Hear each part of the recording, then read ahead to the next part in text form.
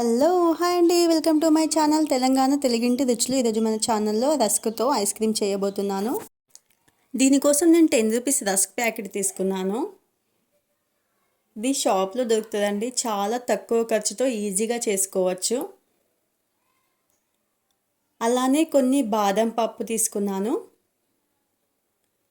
కొన్ని కాజు and custard powder, 10 rupees milk packet and 1 cup sugar.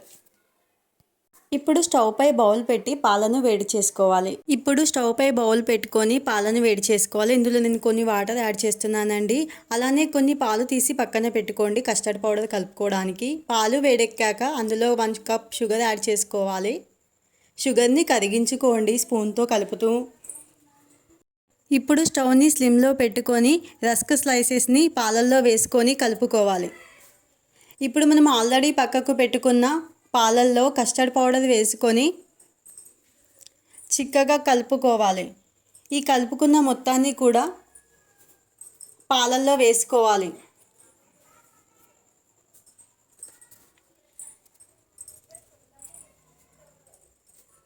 ఇప్పుడు ఈ ఓల్ మిశ్రమాన్ని మిక్సీ జార్లో వేసుకొని స్మూత్గా గ్రైండ్ చేసుకోవాలి.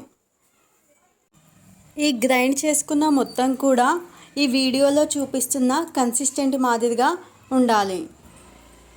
అప్పుడే స్మూత్గా ఉంటుంది. ఇప్పుడు దీన్ని ఒక కంటైనర్లో తీసుకొని బాదం కాజుతో గార్నిష్ చేసుకోవాలి. అంతేనండి, చాలా సింపుల్గా రెడీ అవుతుంది.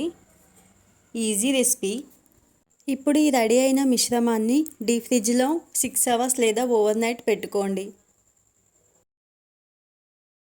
6 అవర్స్ డీప్ ఫ్రిడ్జ్లో పెట్టుకున్న తర్వాత ఇలా రెడీ అయిందండి ఐస్ క్రీమ్. మీకు మెల్ట్ కాకుండా ఉండాలనుకుంటే మీరు ఓవర్ నైట్ పెట్టుకోవాలి. అంతేనండి, చాలా ఈజీగా టేస్టీగా ఐస్ క్రీమ్ రెడీ అయిపోయింది. చాలా తక్కువ ఖర్చుతో. ఈ సమ్మర్లో ఇలా కూల్గా ఈ రస్క్ ఐస్ క్రీమ్ ట్రై చేయండి. చాలా బాగుంటుంది. పిల్లలు కూడా ఎంతో ఇష్టంగా తింటారు.